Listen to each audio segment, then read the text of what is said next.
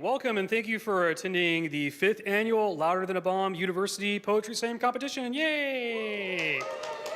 All right, really quick before I begin reading my spiel right here, just a few logistical things. If you need to use the restrooms are available right over there where our helper Josh is pointing and directing you.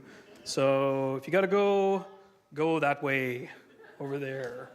Okay, speaking of which, say hi, Josh.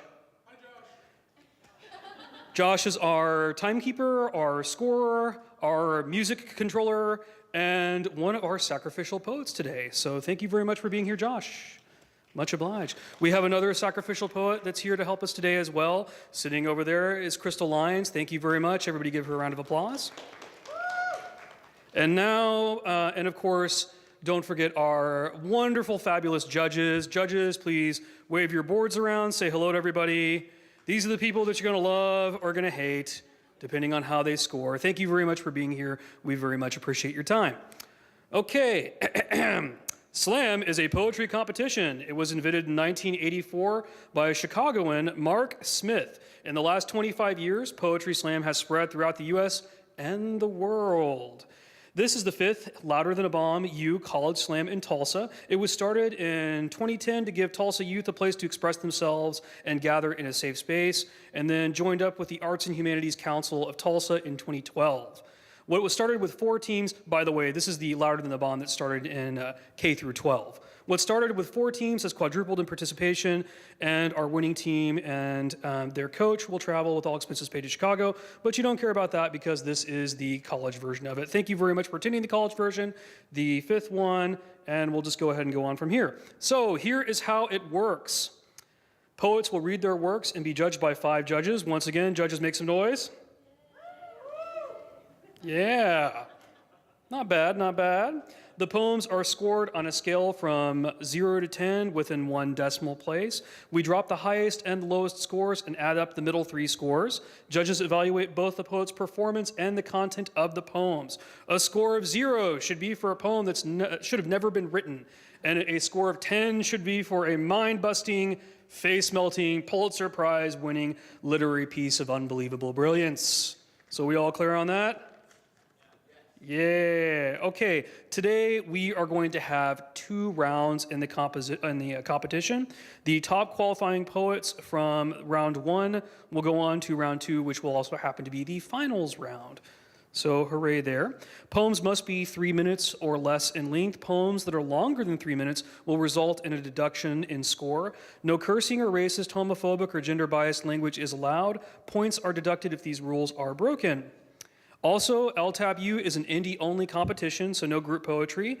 And last but not least, this is one of the most important things that I can mention is so much of this experience is audience participation. So when you see a poem that you like, you hear it, you love it, you know what I want you folks to do? Make some noise. Let's practice right now. Not bad, not bad. Let's go one more time. Can I hear you make some noise? All right, I think we're going to be okay. That sounds pretty good to me. And if the judges say something that you don't disagree with, that you think should get them disbarred, what are we going to do? Listen to the poet. Yeah, not too bad. Let's go one more time. The judge just gave a score you didn't like. What do? Yeah, I love it. All right, we're going to be A-okay. Okay, folks, well, we're going to go ahead and get started today. We have randomly drawn the order of the poetry for round 1. May I please welcome to the front stage up here, Cornelius Johnson. Thank you. Oh, actually, Cornelius, get ready to come up to the front because I almost forgot something very important. We're going to set the stage for you, man. We're going to go ahead and have a sacrificial poet come up here and do a quick reading so we can set the stage. I apologize for that. May I please welcome our first sacrificial poet? Thanks, Josh. Crystal Lyons.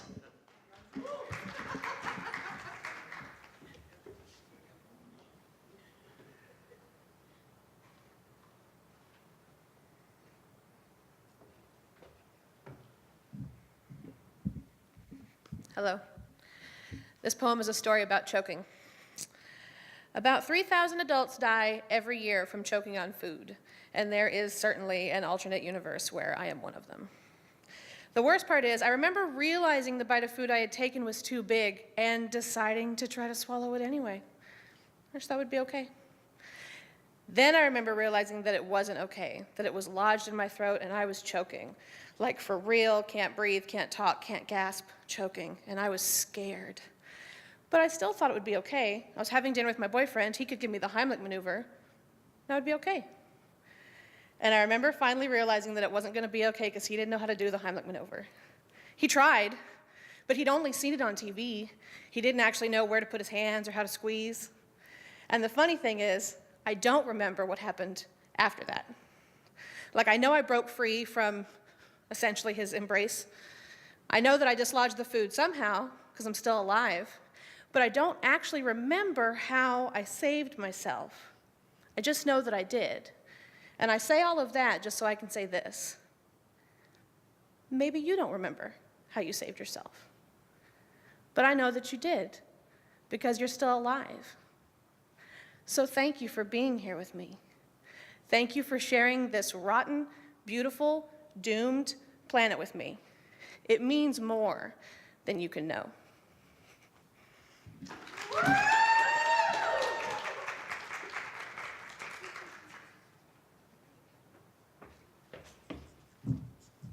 Judges, please take a moment to tabulate your scores. What'd you think about that, judges?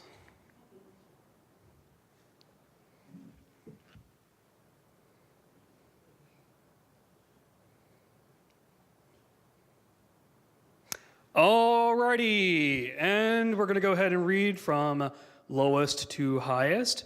We have a 6.8. Yeah. A 7.9, an 8.5, an 8.9, and a 9.0.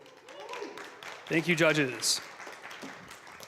And now, after a false start and a penalty, I am so sorry. May I please welcome to the stage Cornelius Johnson.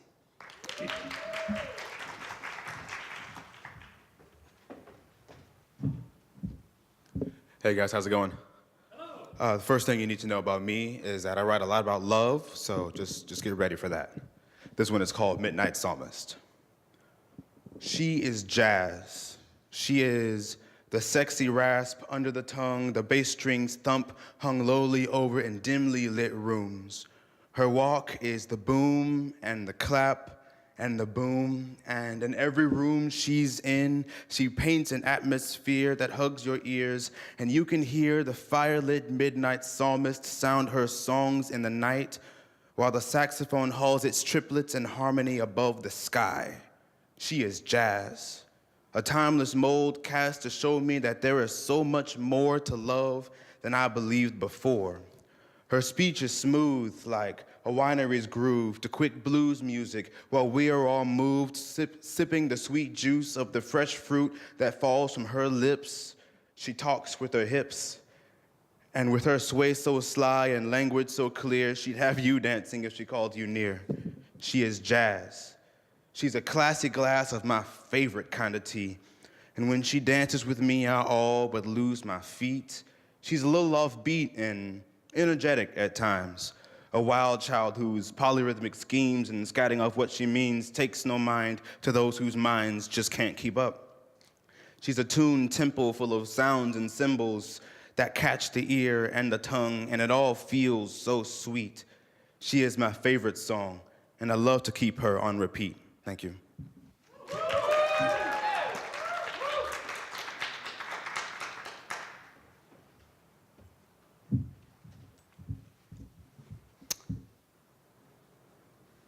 All right. Okay, so we have from lowest to highest, we have an 8.7. We have a 9.0. We have another 9.0. We have a 9.2 and a 9.4. Please put your hands together one more time for Cornelius Johnson. Thank you very much. And please join me in welcoming to the stage Miller Godwin.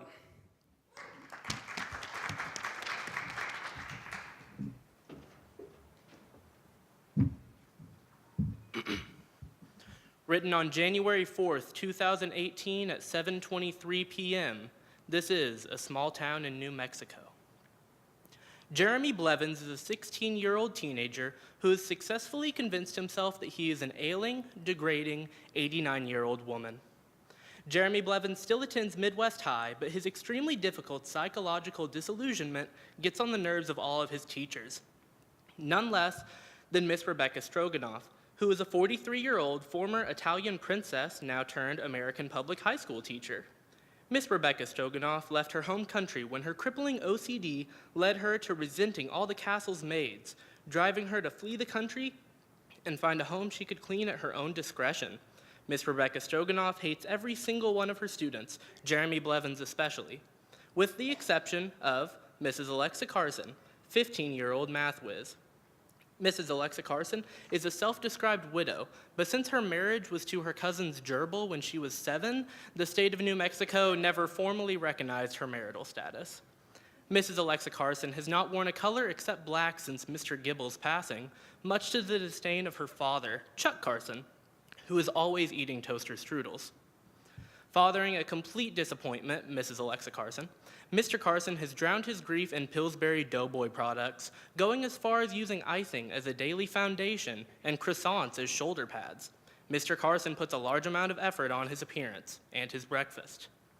The only person who worries about Chuck Carson's mental state is Sierra Montgomery, lead singer of British Nirvana one-man cover band Smells Like Queen Spirit. He has never played a show bigger than his garage, and he is quite horrendous. Not to say that his harmonica solo during Lithium isn't a masterpiece, because it is. Sierra Montgomery works at the local grocery store to fund the band, and he is generally apathetic towards all of his customers, except the routine customer that always wears pastries as makeup. But his main focus right now is getting the attention of Jenna Galloway, one of 6 concert promoters in all of New Mexico. Jenna Galloway hates live music of any and every kind, seen often around town wearing military-grade headphones to avoid potential clients.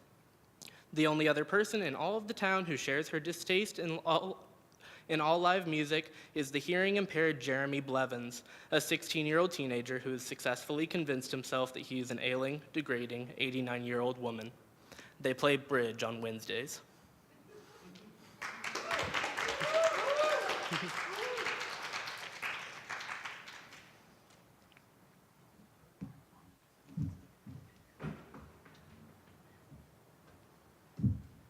Folks, put your hands together one more time for Miller. And judges, you know what to do. We have from lowest to highest, we have a 7.8, an 8, an 8.3, an 8.7, and an 8.9. Put your hands together one more time, please. And I ask you to welcome to the stage Brianna Leathers.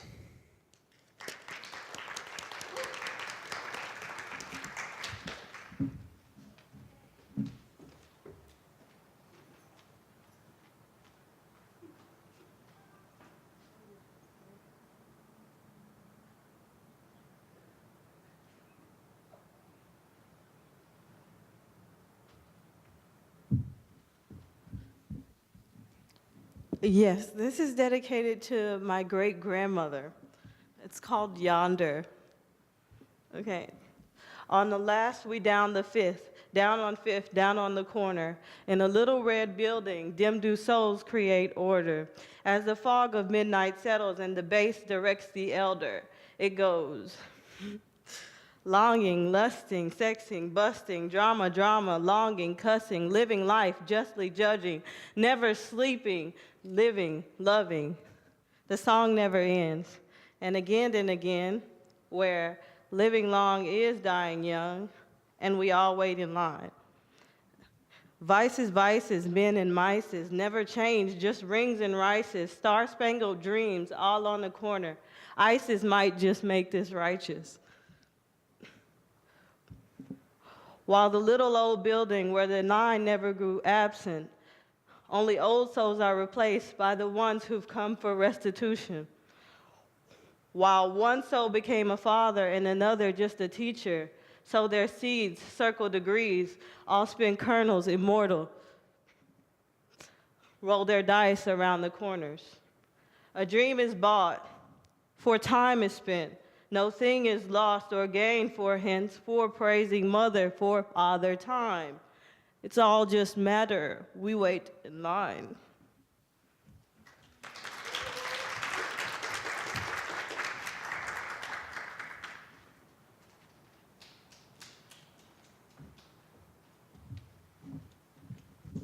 Folks, put your hands together again for Brianna. And the scores from lowest to highest, we have an 8.0, and 8.0, an 8.1, an 8.5, and an 8.8. Put your hands together one more time, please. And welcome to the stage, Brooke Fellows.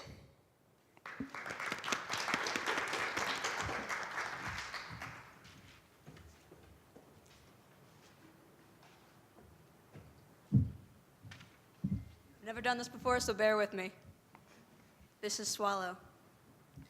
Don't fret, don't shake, stand tall. Be smart, be great, be beautiful for all. Swallow, then walk the stage. Catwalk, lie a smile, and show them you are brave. Be strong, be large, be proud. The small and weak can never be loud. Swallow, then lift the heavy weight and endure. You will succeed, or else you will never be cured. A doctor's hands cannot touch you, not without shaking or quaking or breaking you. Swallow, then look. See what the world took. How they laughed and sneered, how they pointed and jeered. They know nothing of you, they know nothing of me. Your life and mine, they will never have the power to see. Hear them broach their arrogance and blaze in their ignorance. And when you lift up the weak because you have been where the weak are, the ignorant and arrogant push you down and say that you are not strong. Swallow, then prove them wrong. Thank you.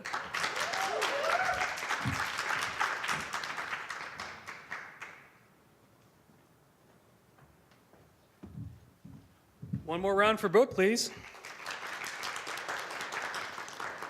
And the scores are in from lowest to highest. We have an 8.2, an 8.6, an 8.6, an 8.8, and an 8.8.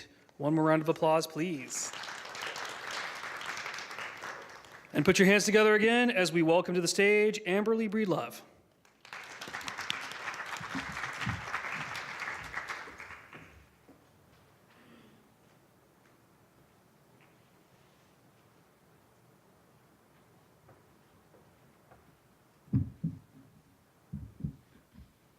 No one ever warned me. Wait, can you hear me through this? Okay. No one ever warned me. My tongue is a weapon, scrutinizing an easy kill. All the words are falling out like baby teeth. And your name tastes like blood, coats my tongue as if it was something so sweet as sugar. You always leave me shaking. My bones flickering like an old-timey TV show, and I can't turn off the TV. I can't stop the anxiety that's so acidic that my bones could melt into nothing more than one of the oceans at your fingertips. Fragments clatter down my chin. Words unsaid leave bruises. My biggest flaw is a desire for perfection so vibrant, staining my skin an awful color called please notice me. Have you ever met a stranger and immediately trusted them, doing everything but begging them, hear me, learn me? Or maybe you spent that whole bus ride next to them, holding your breath and praying you'd never see them again, paralyzed in fear? Have you ever wondered why? Wondered if maybe you knew them in a previous life? You're remembering the feelings they once gave you? To believe souls are recycled? Can I try to meet you again in another life and tell you then, too, that I feel like I've known you forever? Soulmates. The word tries to make room for itself in every poem I write, the unwanted guest who won't leave. How can I believe in soulmates when all we are is strangers who loan each other secrets with expiration dates? I guess the timing was just never right. You were such a calming presence, and I live in such chaos, but you didn't come along until I began to pray for disorder so that I wouldn't feel so alone in my madness. Maybe all I ever felt between us was our matching anxieties, how they were bigger than us, bigger than the world, through the roof and resting with the stars. And then there were the words that only occurred when you were here, when you were real. And I molded them to look like you, taught them to spell out your name without using a single letter of it so that you'd remain long after you left. Now I can't figure out how to explain when people ask about you that you left because it was easier than staying, because you only ever loved my laugh because it's what created the sound of the scribble of your pen, that you left the first time you heard hers because hers is less raw and my achy bones caused yours to break. Do you remember the night we went to the park with only the moon and stars as our source of light? And you looked blindly in my direction and said the moon causes a slightly different feeling than the stars. Every time I think of that and try to tell someone, it comes out. I once fell in love with someone who had the planets aligned at their feet but decided it wasn't enough.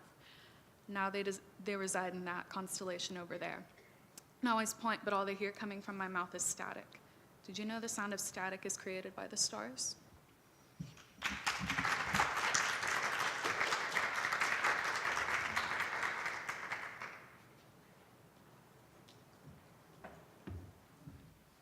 One more time for Amberly. And the scores are coming in.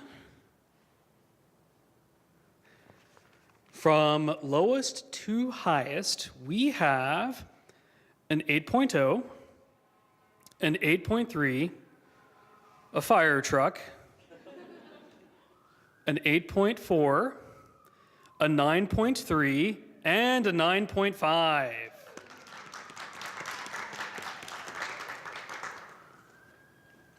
There they go. Off to stop a fire somewhere. All right, please welcome to the stage our final contestant, Summer Craft.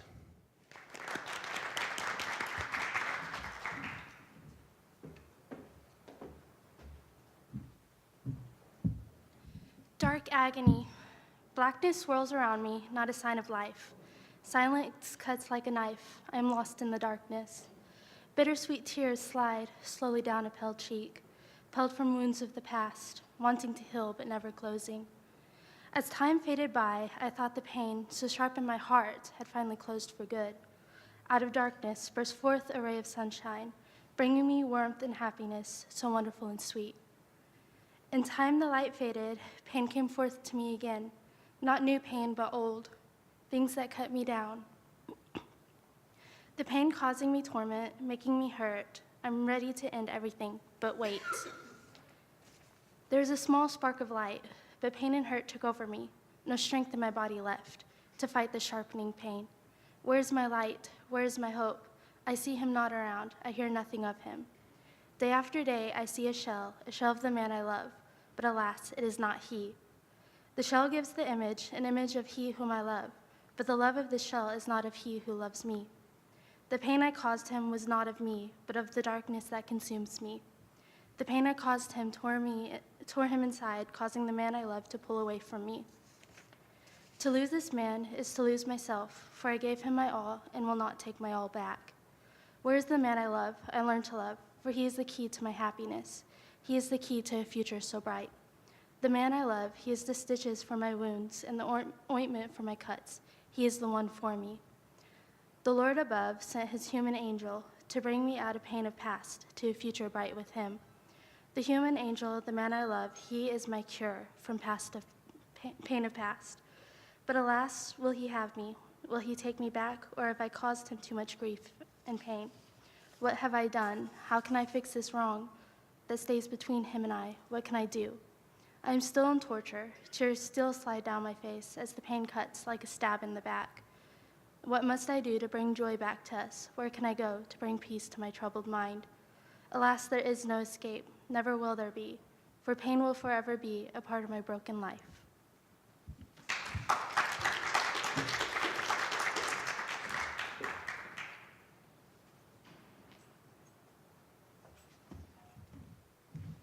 Let's put our hands together one more time for Summer.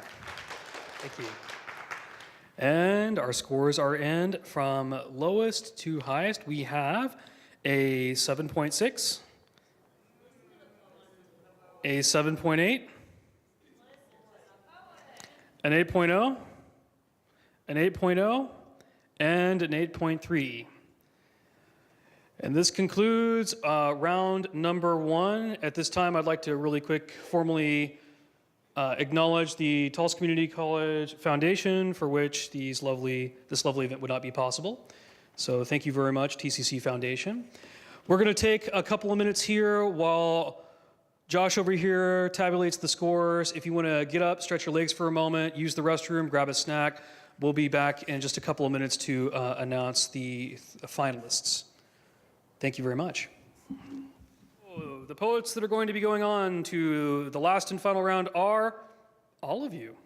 Welcome back, everybody. Welcome back to round two.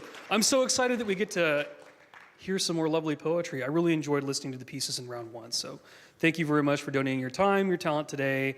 It is much appreciated. All right, folks, we did our random order for who is going to be in the second round. But before we get into that, judges, are you ready?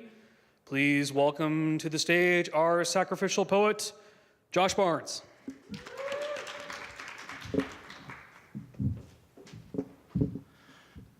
So this piece is over 20 years old. It was inspired by a story from a World's Dumbest Criminals book, and it's called Eternity's Fuse. They drove into the desert, as was their custom. Some couples go to the movies, some go to ball games. This one finds animals and tortures them to death. Today was special, though. They had some dynamite, so they found a coyote and strapped 2 sticks to its sides. Imagine the joy of watching it get blown to hell. That beats the matinee any day. But this particular coyote doesn't play his part. Instead of running away, he heads straight for them. They give a yell and run. Suddenly, this isn't so fun anymore. The damn beast must not know the rules. But at the last second, he turns away, and instead of catching up with them, he runs under their new blazer, and they watch his dog and vehicle become so much refuse on the desert floor. Okay, I thought I had this memorized. They stand there dumbfounded. Their beer, their water, their guns, their transport, gone in a flash. Never mind why they did it. Such cruelty is commonplace. They did it for the same reason humans and animals are tortured the world over. Underneath all the politics, the rhetoric of cause, the simple truth is that it's fun to kill a living thing, gratifying to know your power. Their method is a little more honest. They've stripped thousands of years of war and death down to the essentials. They wanted to hurt something, so they did. No, what's more interesting is why the coyote did it. A sense of irony, perhaps? A little retribution to show that the small things can cause hurt too? But there must be something more to this. Perhaps its fascination lies in that we see ourselves, not only in that couple tormenting and torturing those weaker than us to show we can, but also in that coyote, hurtling towards our own destroyers, even as the short fuse of eternity burns down against our heaving sides. Thanks.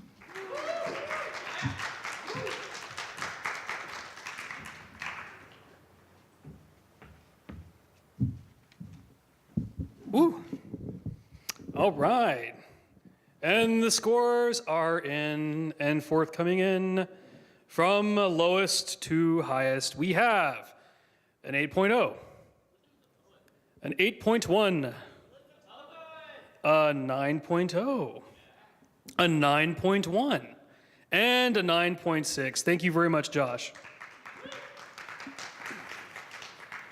Heading into the second round here, please welcome to the stage Miller Godwin.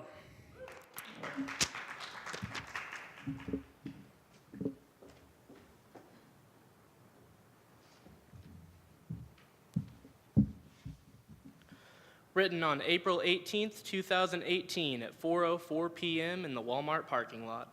This is called Encounters. I met the devil Tuesday morning. He was fatter than I expected. He cut me off in traffic during morning rush hour, and when I honked in response, he gave me a fat middle finger to stare at. I met the devil again Tuesday night. She was shorter than I expected. She told me off when I was ringing her items up at checkout, screaming about why we didn't have the Kiwi Magenta 7-inch chevron napkins that the store's online availability said we had 6 of. When I asked if she wanted to speak to the manager, she acted like it was no big deal. And I met the devil a third time Wednesday morning. I did not expect him to dress so nice. He was on the television screen, ranting about how teachers did not deserve a pay raise and how they're acting like the children they're supposed to be teaching. When I asked myself why people like that get elected, I received silence in response. But a funny thing happened. I met Jesus Thursday morning. I did not expect her to wear so much camo. She held the door for me when I was running late for class. She didn't say anything, but she wore a smile that conveyed her message. Something like, "I've been there too, it'll all be okay." I said thank you in a rush, and she went on her way. I met Jesus again Thursday evening. I did not expect him to like parrots so much. But we had a nice conversation in the elevator about each other's clothing, and of course his strange love for exotic birds that lined his shirt. He complimented my shiny leggings I was wearing, and we had a mutual respect for each other's confidence in attire, even though neither of us would ever be caught dead wearing the other's clothes. When we both got off the elevator at the ground floor, we said our goodbyes. I met Jesus a final time, right here, in the eyes staring back at me. They encouraged me and hung on to every word in a mix of analyzing and appreciating the words I had prepared. And when I'm done, they will clap or snap or cheer or whatever they deem appropriate, and I will find satisfaction in my work according to their response. We all have a little bit of the devil in Jesus inside of us. The only difference is which you're looking out for. Thank you.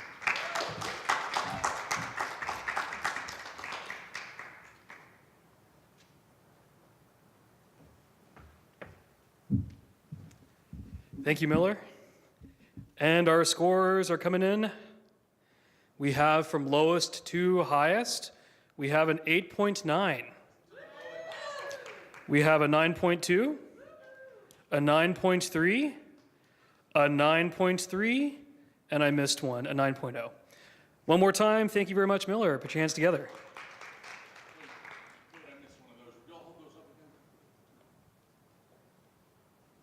Do I need to go one more time? You got him?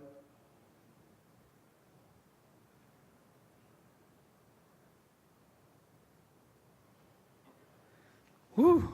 Okay, we're good. Please welcome to the stage, Amberly.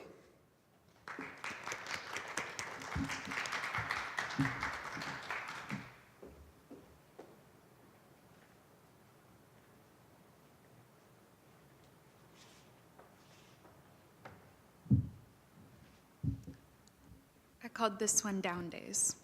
1, put a hand on your stomach. Diaphragmatic breathing eases anxiety. So does counting. I count how many times my stomach rises until my pulse lowers. 2, grounding keeps your feet on earth and your mind in the present. It's called 5, 4, 3, 2, 1, but I never get to 1. 5 things I see, starting with the ashes of things I've burned, cigarettes, incense, old pictures of us. Posters haphazardly taped to my wall, threatening to fall when they feel like it.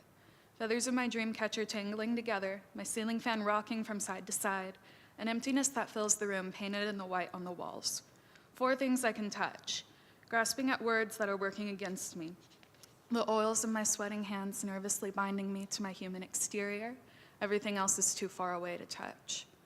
3 things I hear, tap, tap, tap of my fingers on anything and everything, the scribble of my pen, my thoughts demanding to find something that will get me heard. Hush, please. 3, your name still carves itself onto my tongue and settles in my dreams. You were always good at making yourself feel at home. 4, I am the type of girl whose body becomes whatever color I'm dyeing my hair. Today, I am red. 5, I don't feel the words slide off my tongue anymore. I barely notice them. I watch them jab at you and I feel bad. I don't mean them. 6, you aren't looking at the whole picture. The canvas is too big. I'll take a step back. My therapist says I take too many steps back. I'm just trying to see the whole picture. 7, the foggy weather proves I can keep my feet on earth and my head in the clouds. I feel my eyes wide as a doe. He tells me now how stupid deer are after saying I remind him of one. 8, that sinking feeling in your stomach doesn't only occur on roller coasters. 9, my head rests in the space behind closed eyes, the ones where shapes appear and disappear as they please. I see a door floating in that space, and I lock my emotions in there since you hand me the ones I should feel as necessary. 10, there are days I see people as people instead of the feelings they give me. Today is one of those days. 11, your voice reminds me of slamming doors. I try this once to tune it out. 12, I'm talking right now, but the words are unimportant. They'll be forgotten in the next 5 minutes. Would you believe me saying I once had gardens in my mind?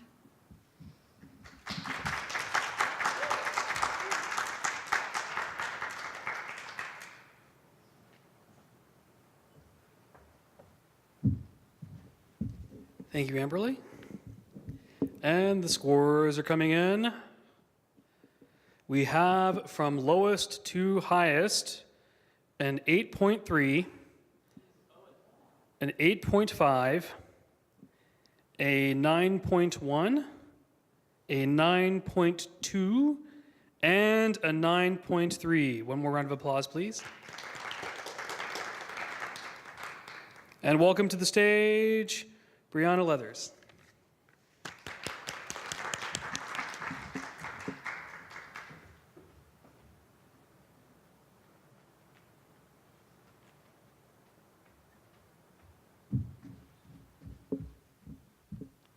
Hello again. One glance, you'll see the power in his eye, peppered onto these lands, the power in time. Seconds to hours, they have repositioned his position. But why, guess why? Hold fast to your glass, as you'll refer to it often. If not, you're opting for the sauce which young gets lost in. I guess we know light was the start. When it's too dark to see sparks, let a young girl speak life from a young heart. 4 corners of this room that aren't peace consumed. Maybe I'll fill it with at least soon, but then it would just be peaceful. Then this arguing turns to RUN, and it's shifty, and it could get sticky. The walls I've built around myself were there to protect bandages, and brick by brick, I ripped them bare. I ripped them barehanded. With so, light came in, warm and softly landed. And now I live, praying hard that love won't leave you stranded. Don't get impatient or become self-imprisoned. If anything at all, just know this: wherever you go, you'll find love when you have it. You'll find love when you have it.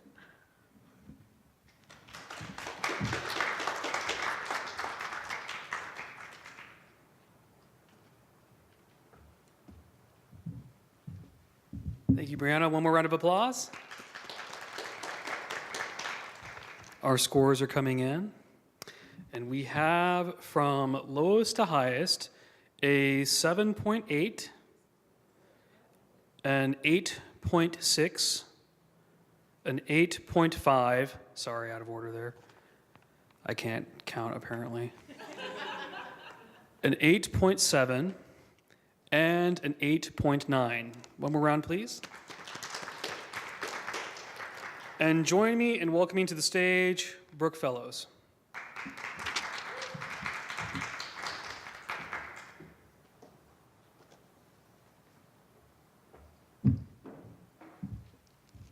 This is Candlelight. The sun is bright, though the day is dark. The air is warm, though I am cold. How can such a bright sun dare to shine on my cold heart, on my soul so old? The sun has set, and it feels wrong, for the night is black and is long. I wander a moonlit meadow filled with flowers of reds, blues, and yellows. I stare down at my dragging feet, my worn and dirty boots. I hear a voice on the wind that for my fear does not soothe. The pain, the agony in my dragging feet ensues. The voice on the wind frightens me and shows to me scenarios that will never be. My instinct is to flee, but in this moment I freeze. The voice frightens me stiff like a deer on the road. It says, "Little girl, no one dares to care to call you their own." In my fear, I remember courage, and I bravely look to the stars. They are candlelights that glow so faintly from afar. The moonlight, faint and dim, sparks a sun-like fire so deep within. I wheeled through the dark, my soul's candlelight. The wind with a screech finally lifts, with it my fright. But the darkness will come again to put out the flame, and light will again find its way. So ends this night of demise, so comes the sun and beauty rise.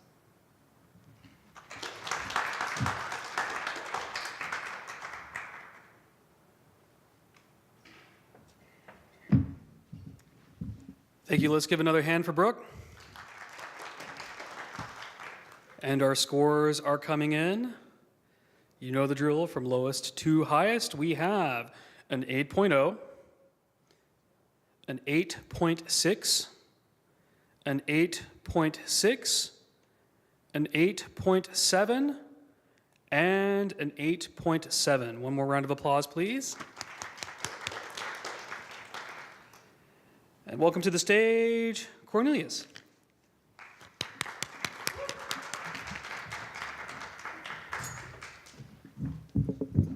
Hey. Just to preface what you're about to witness, there was a time in my life when I could only write short poems, but once I got the chance to expand them, I did. And this is one of those. This one is called Revelation, the Expansion. Let the sunlight pierce your cracks. Let the warmth of the sky melt the ice of your mind's encasement. Your hesitation is not what is known as patience. You have been standing at the wall of your wilds for as long as you can remember, and your feet have been making prints in the grass when your presence should be making impressions in your environment. You are your environment, and you have been missing from yourself for far too long. How long will you allow the crickets to rule over your very airwaves, knowing the world is waiting to hear your song? And we all know you've been crying. The soil in your soul is drenched with your tears. And the things you say within yourself you think no one else can hear are thick and mingled with the essence of your deepest and most obvious fears. You are prime. You are ready to be planted into and bring up fruit and birth and allow your mirth to be the worst curse for any darkness of any hour. This is your hour when you will hunt and you will roar and you will soar and grow and tower. Bring your eyes upward now. Let yourself go now. Breathe now. Open your spirit, and the light of revelation shall raise up the forest in you. No more little goals for little work and little satisfactions. No more small prey for small hunting like you're some super safe tourist attraction. Now you are the tree and the grass. You are the eagle and the deer. You are the day and the dim. You are the sun and the cloud. Feel your rain and pour. Plant your feet and grow. Spread your wings and fly. Hear your howling wolf and march into the unknown. Thank you.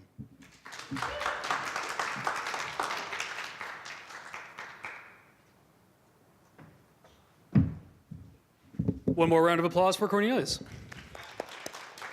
And the scores, they are in. We have, nice little doodle right there, I like that. We have from lowest to highest an 8.6, an 8.8, a 9.4, a 9.7, and a 10.0. And join me as we welcome to the stage, you guessed by process of elimination, Summer.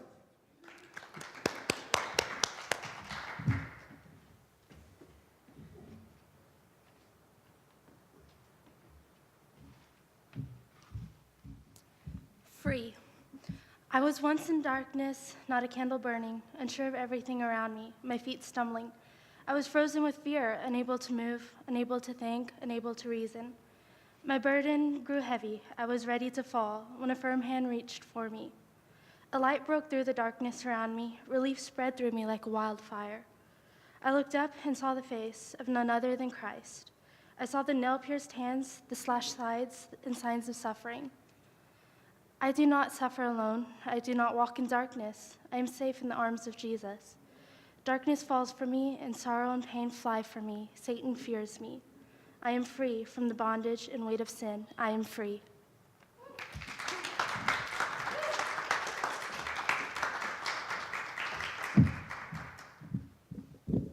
I know you were just clapping, but one more round for Summer, please. Thank you.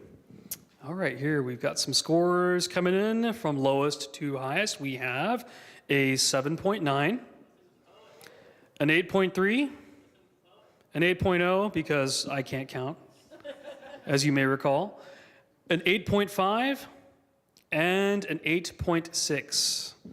Thank you. So, while Josh is going to take a couple of minutes to tabulate up the scores here, and we will see who our first, second, and third place winners are for this year's Louder Than a Bomb University Poetry Slam competition. Feel free to move around for a couple of minutes, stretch if you'd like. We'll be ready here in just a moment's time. In the event that we do have a tie, remember how we asked you guys to bring a third piece just in case? That would be the just in case. So stay tuned and I'll be back in a moment.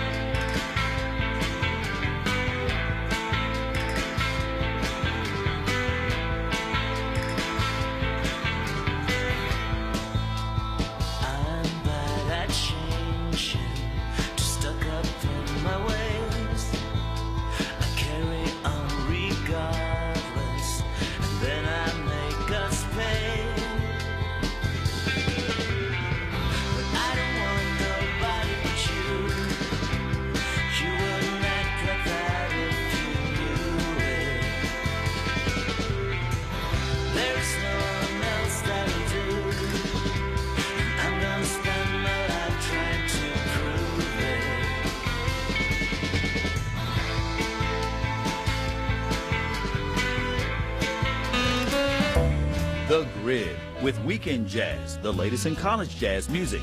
Saturday and Sunday nights, 7 till midnight on The Grid.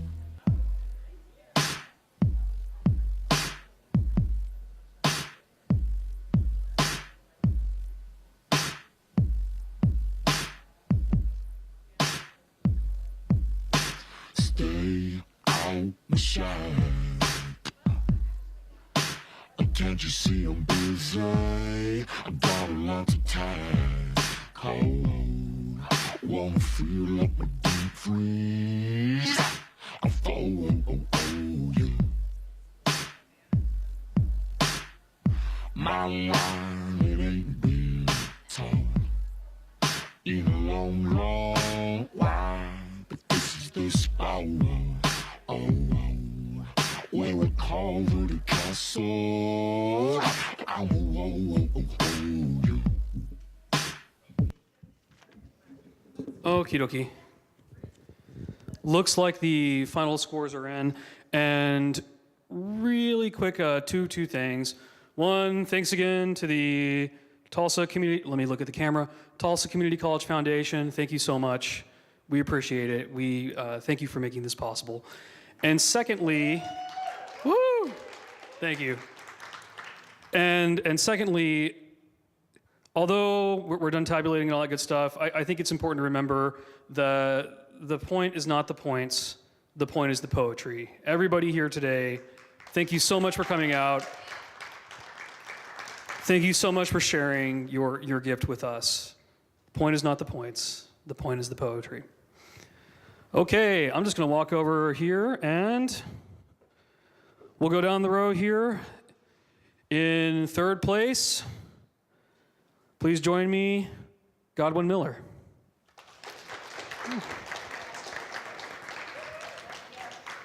You are the winner of the bronze quill, sir. And if you hang around for a second, I'll get you the box too. Oh yeah. Is somebody taking a picture? Okay, yeah, let's do a big picture at the end. That sounds good.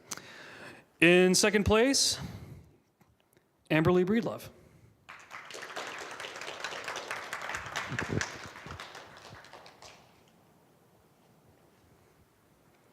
Congratulations. And congratulations, Godwin. And in first place, Cornelius Johnson. The gold quill, sir. I'll try not to get my prints on it. Folks, thank you so much for participating. I hope you had a wonderful time. I hope you enjoyed the poetry today. I know I sure did.